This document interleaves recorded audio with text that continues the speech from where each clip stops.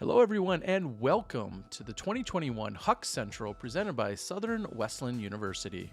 We're here for round 3, the back 9 at the Locomotive Course, Sunday morning, May 9th. Little Mother's Day disc golf action.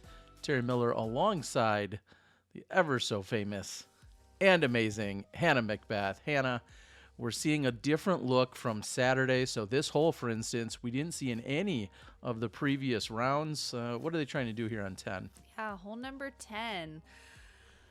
Little bit of an Anheuser shot. Just want something to fade down and towards the basket. With that slope, it should want to pull your disc out into a hyzer. And yeah, see, MJ's just got hung up a little bit. Didn't give enough on it.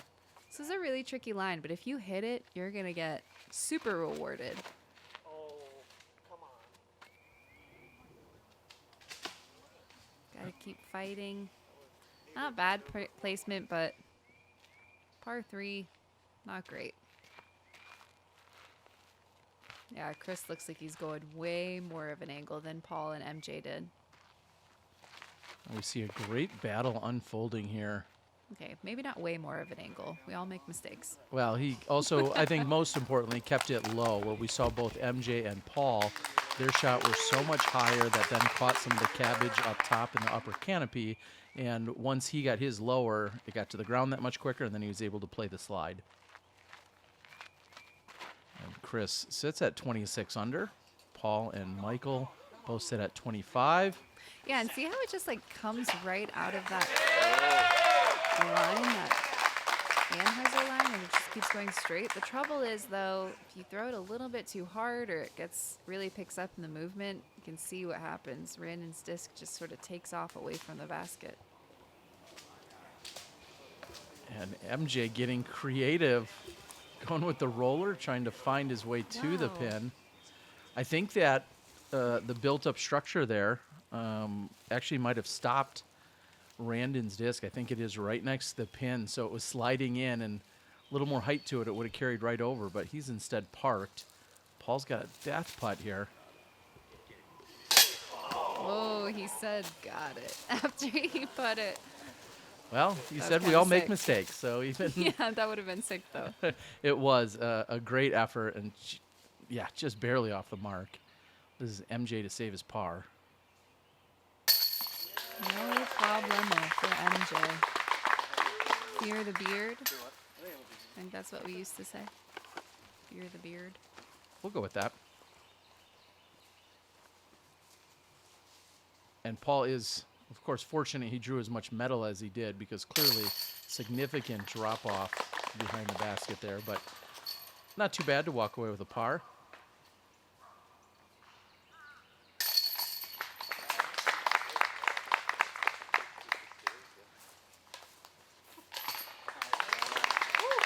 Talk about CTP. Yeah, great birdie from Randon. Looking to change the momentum headed into the last holes of the third round. Yeah, it's he's been struggling a little bit as of late, but here we are on hole number 11. Par 3, 260 feet, uphill shot. Tight fairway, woods on the left and right, couple guardian trees right off the tee. Just got to get in front of them.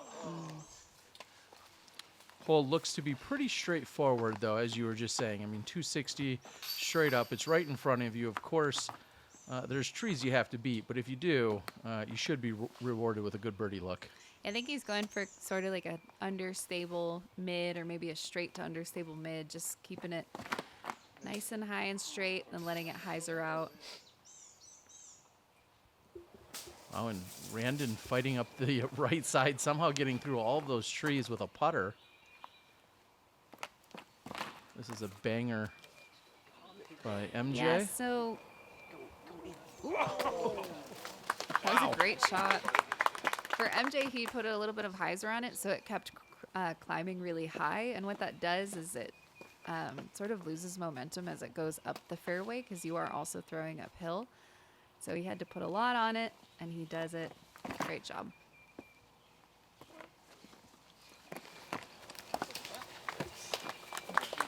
It's a good shot from Paul, too. Definitely within his putting range. It's a lot of people in that gallery, I Terry. was just going to say, such a great crowd and gallery that was out there throughout the entire weekend. Big shout out to Todd and Brian and the crew. Everyone for making it happen as Chris gives that a bid, but he's up and over it. See if Randon can capitalize on his sneaky route.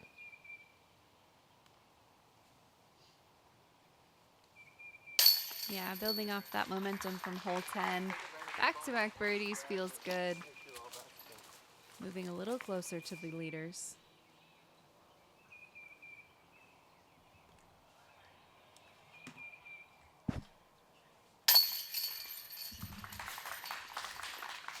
Good putt from Chris there and for his par.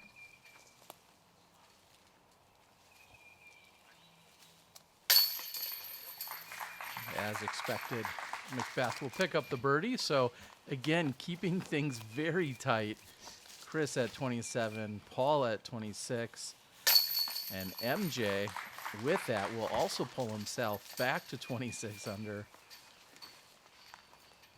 We're on a real heater here.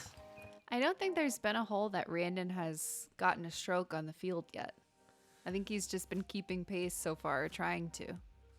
Yeah, he had a few early bogeys, and we'll see if he can continue to fight back. But now we go over to hole 12, which in the previous layout was kind of a variation of hole number 2. But here they're playing still out of this gap, but instead of going up and to the right, this hole fades up and to the left. And Yeah, so pretty similar tee shot. You're just looking to get out of the gap as far as you can, and then have a simple up and down for your birdie or par. Good shot there from NJ. He'll be able to see the basket from there, as will Randon.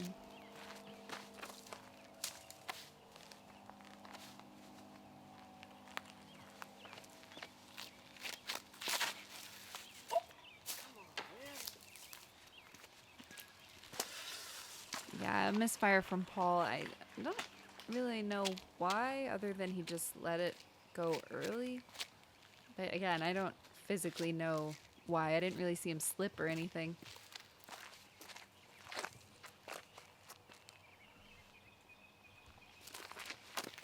your leader, Chris Dickerson. Similar line to Paul. Sneaks through a little bit, but not great.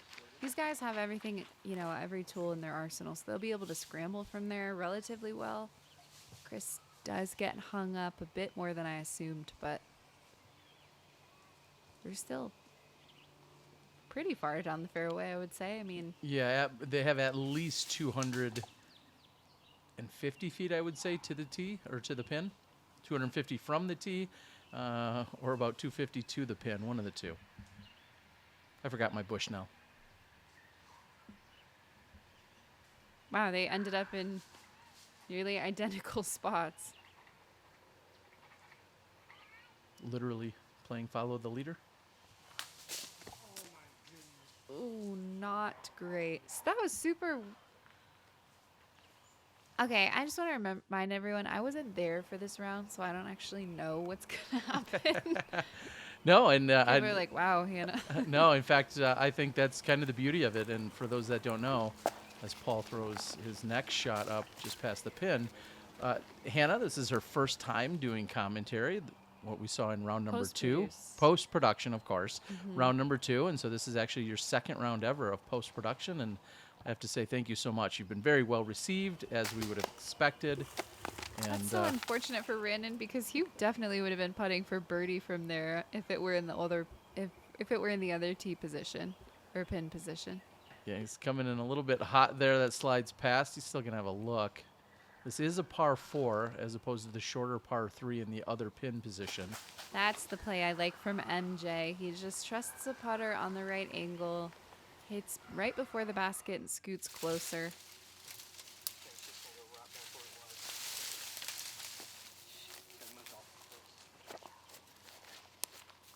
Chris looking for maybe a little extra brush to create a slingshot with. I'm not sure what he's lumberjacking over there.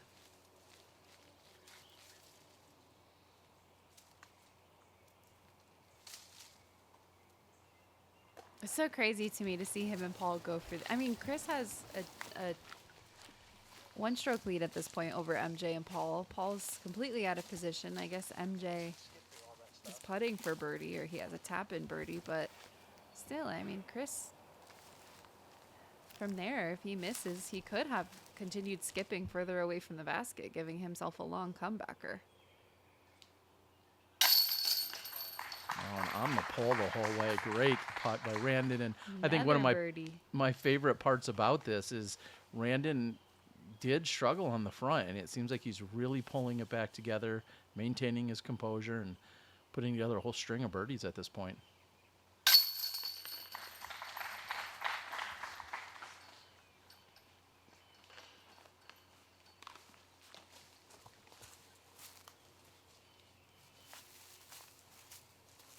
And if you guys recall, this is actually not too far from where we see hole 4. Also, the other hole number 3 is what this pin actually is from playing from the other course. So that was the tight turnover. So it's really great they're able to go out, kind of reconfigure the course for a number of these holes and actually utilize the same basket, but then have them play from a different tee area. Big shout out to Ish over at Down South Disc, major supporter and sponsor of the coverage here this weekend. Make sure you check out not only his events and tournaments, but also find him on Facebook. And here we are for hole 13. We're going straight at it as opposed to the big turnover shot. Yeah, definitely a birdieable hole, but bit of a pump. Downhill. Come on, Wayne.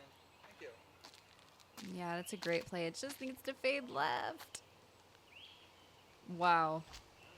Great shot from MJ. That's everything you needed to do. Just cruise all the way down to the basket and fade left at the end. Kind of looked like he threw an ultimate lid. Just the way it kind of slowly hovered, it stood up, and then faded at just the right speed. And that, a little too flippy there for Randon. Yeah, it kind of seemed like he missed his line. Paul going with a little bit. I think that's an force out of his bag. So he's getting it up on a flat line, putting a ton of power behind it, letting it fade. Yeah, and that's what can happen. It can skip away from the basket, but we've seen good putting out of Paul, so I'm not thinking he's worried too much about that at this point, but still. Yeah, and the one thing that he has to worry about back there, he did remain safe, but certainly flirting with an OB line that is directly behind the pin over there. And The wind picking up for Dickerson's shot just pushes it right down.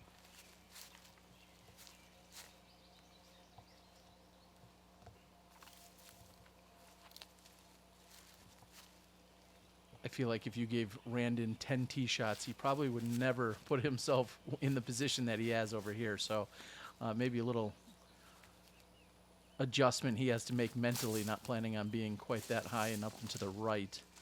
Gives it a good bid, but he'll walk away with a par. Even when they're out of the woods, they still want to go back right back in. I'm just happy that Chris isn't wearing his camouflage because we would not see him. Yeah, otherwise. that's a good point. He did you a service there. And your cameraman. Oh, you love the bid. Oh, just off the top. What a solid run.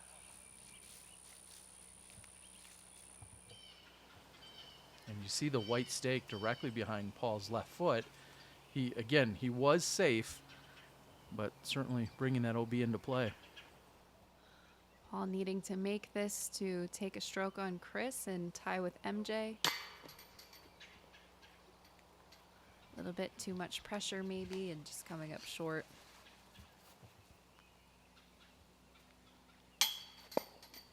Oh, and MJ can't capitalize. It's like everyone is either scared of this basket or there's some kind of force field around it. Well, when you've been straddle putting around every tree on the fairway, it's like, suddenly it's wide open. You don't know what to do. Almost too comfortable.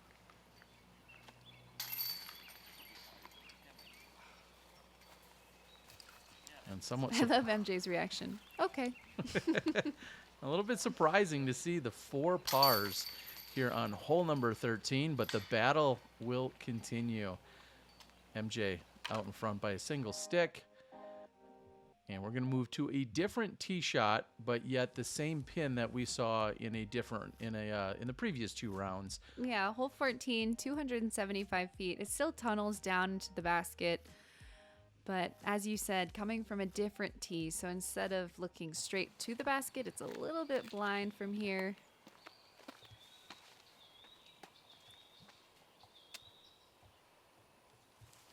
This hole was previously up from the top of the hill and somewhat of an easy hyzer shot, and now the exact opposite, coming in with the turnover. So unfortunate for Randon. I was just about to commentate and say, that's exactly where you want to be. You're just right at the beginning of the mouth somewhere, and let the disc continue to skip towards the basket. It's like the theme of this course, and he comes and hits up on some little bit of brush. Almost identical result there by MJ. I'm not going to lie, I am having flashbacks to Emporia with the train. And that train goes off in Emporia. Like, it feels like it's right directly outside your camper when you're staying at the RV park. Wow, and Chris really pulling that tight to the right.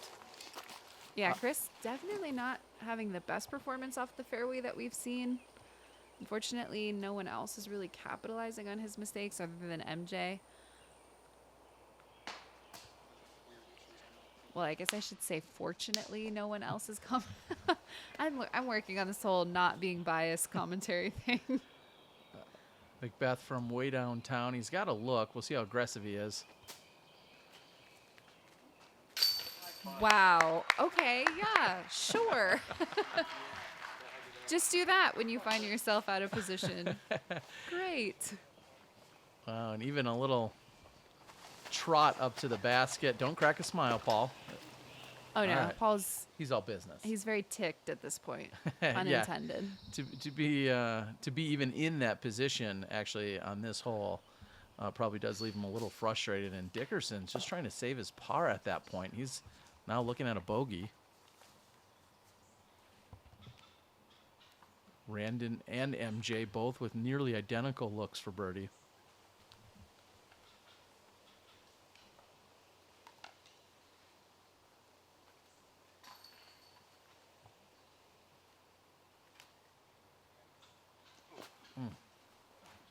Looked like it was online.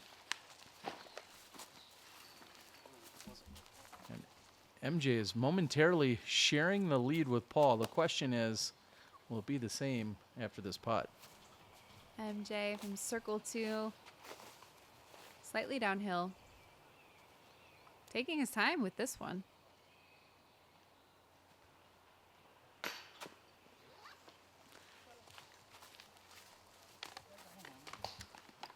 Yeah, not able to capitalize. So he will continue to share the lead with Paul heading into hole number 15.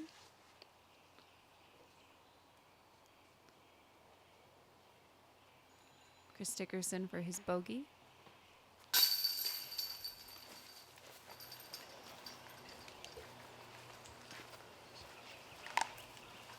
I got to ask a trivia question of you, Hannah. Any idea why it's called Central South Carolina, even though it's way up in the high northern left portion of the west portion of the state?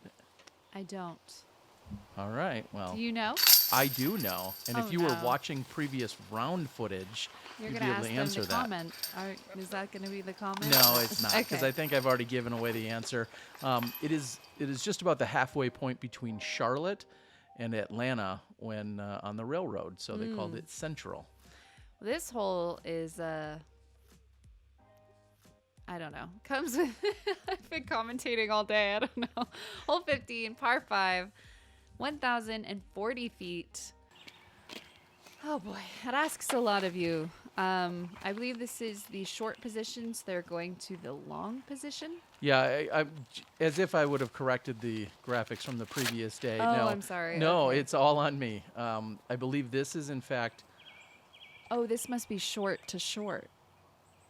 I think they are playing the short tee to the long pin is what they're doing here. I am doing what you might call, I am nailing it, as the youth say. I have not set you up for success here. I am They are absolutely playing. knocking this out of the park. They are playing from this short tee to the long pin. The question becomes, when throwing, do they have to worry about navigating through the power line? I don't believe that's the case here during this round, but during the final round, it is a double mando, and then through the power line stanchions, another double mando. Yeah, and unfortunately for Randon, he is out of bounds on the left. All of that left-hand side, for the most part, is OB. That's why you see the competitors throwing their shots off to the right side and letting it come back in, because it takes that OB on the left way out of play. Yeah, we've seen quite a few shots over the first few rounds push way off to the right side for the exact reason you're saying. They're just saying, hey, I'd rather be somewhere on the right than be guaranteed a penalty stroke on the left. But Dickerson says, I've got this with a perfect tee shot. Yeah, it's always nice when you have to make the cameraman turn around. So since this is playing from the short tee, there is no mandos. So it is going to the long position, but in the next round, I believe we will see them be playing with those power line things. I don't really know what they are. I was calling them stanchions. I don't know if that's the right word. I don't even know. Yeah, I really Supports, wouldn't know. legs. Supports. I like that. Yeah, we'll just make up words here. Okay. Paul up and over with the Anheuser. I'm sure plenty of you who work at the power companies are screaming at us right now with all the correct words, and we're okay with that because sometimes words are tough. It's interesting to me to see them just not able to capitalize after throwing really far down the fairway with their first shots. They all want to be in the circle on their second shot so they can be putting for birdie, given that this is a par 4. But so far, Paul and MJ have come up short on their approaches. And just so we can preemptively not screw it up too bad in the final round, when they go to the long tee to the long pin, that is the 1,040-foot hole, and then it becomes actually a par 5 with those 2 sets of double mandos. Randon having to get a little bit aggressive here, just carries way past the basket. There's no OB over there, but he's definitely not going to be able to scramble for par from there.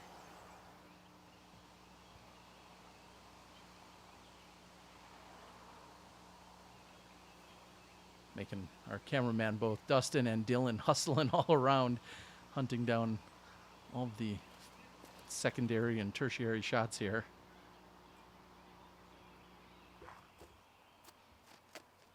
A little bit light, as you're saying, kind of surprising to see coming up short.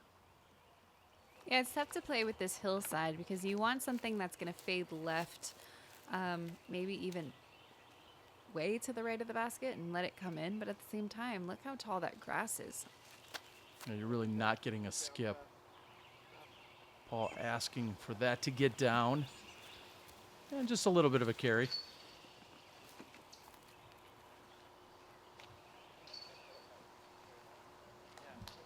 MJ getting himself into the best position for a par on hole 15.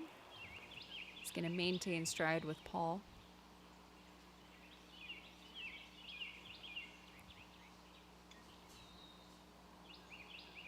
Oh, and a great run by Randon. I didn't realize he actually got all the way up there, just about pin high or a little deep of it.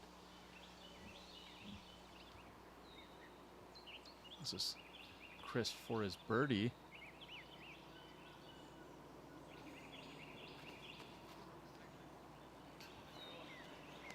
He's all over that basket in these last couple of holes.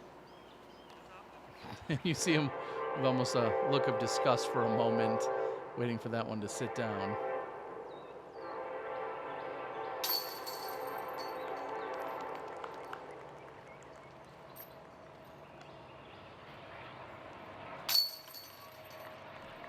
Trains and cat's name Rascal. 2 things Trains you can and count chains. on here. Trains and chains. And rascals? If you want. This is your channel. Rascals usually get me into trouble. All right, that's the bogey for Randon. And they're going to move over to the other side of the fairway where we're going to see them use a different tee to this next pin. All right. They are on hole number 16, which is a different look from what you normally had seen on hole number 7. But the trees are still the main challenge here. 315 feet downhill.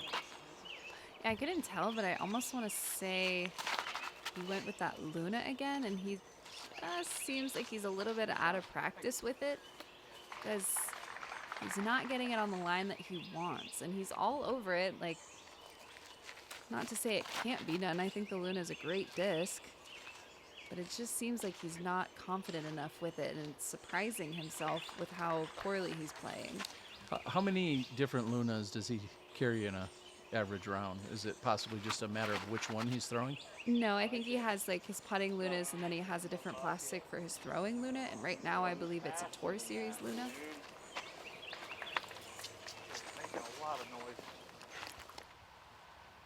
This is Randon now for his par, or a correction, for his birdie.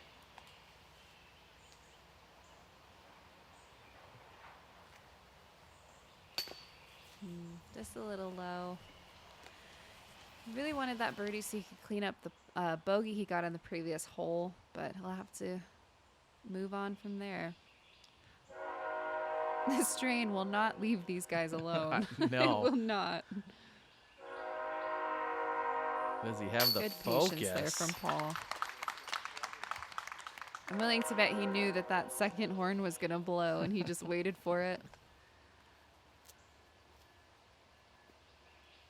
Let's see if it razzes Chris. Chris just inside the circle, probably about 26 feet or so to the pin. Not much wind. Count it. Right there in the caboose.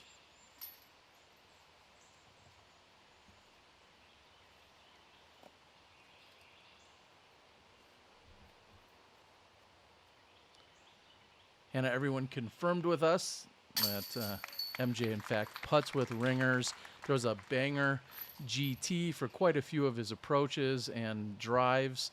When he's playing for that accuracy, we've seen a number of those, but putts with a ringer. And they have just 2 holes left to play as they're trying to close out round number 3. Big shout out to Tony over at Ceylon Enterprises. Hole 17, par 3, 345 feet. This is another tee pad change from what we saw. This birdie is completely attainable. It was previously a par 4, and the tee pad was, I think, another 100 feet or so back. Yeah, now they can see the basket from the teeing area. They're going to be looking to throw something, I'm going to assume, which is never a good idea, but I'm going to assume that they're going to be trying to hit it flat, just let the disc skip up into the green. Yeah, something flat, understable. Paul calling for it to be flippy. He just wants it to fade, turn right a little bit, and then continue moving up. Yeah, it looked like he was off his line, maybe just a little to the left, and then the one branch he hit certainly did not benefit him.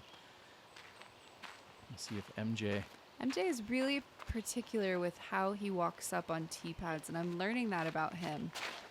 You can really learn a lot from watching these guys, especially someone like MJ who's been doing this for such a long time and such a high level. Yeah, such a smooth and compact throw, but yet very meticulous in everything that he's doing. And I think they walk up right to left if they're throwing something understable because it really opens up the fairway. Instead of walking up straight and cutting off the whole right side of the fairway from use, it sort of makes the fairway wider in this way. It gives your disc a lot more room to move.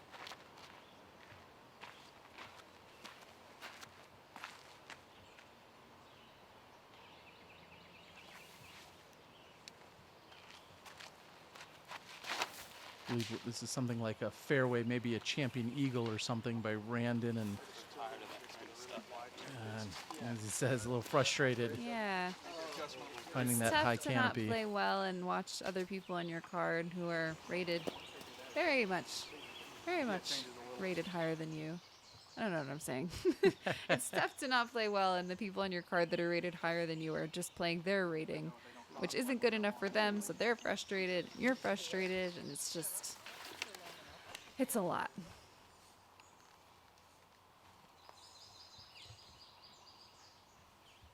This is Paul for his birdie from circle 2.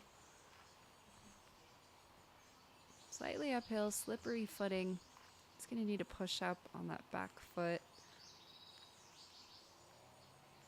Go, go, go. Come on, dude. Oh, short out of your hand.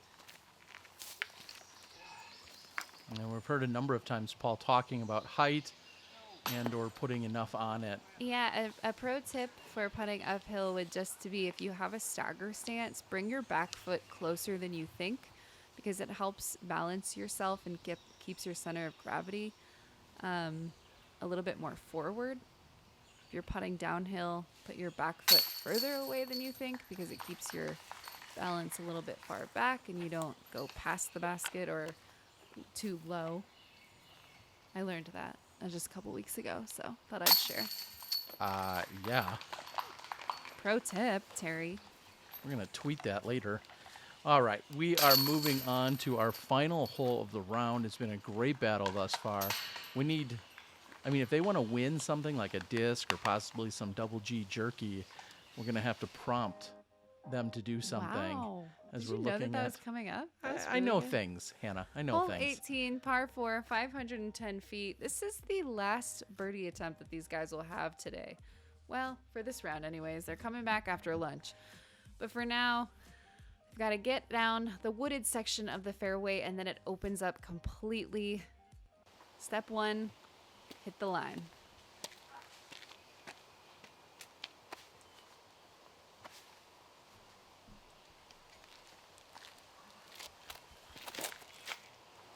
Paul forcing that over. The question is, does it fade back? He's going to be pushing onto that right side of the fairway. We'll see what kind of work he has to do from there. Here's MJ with his banger.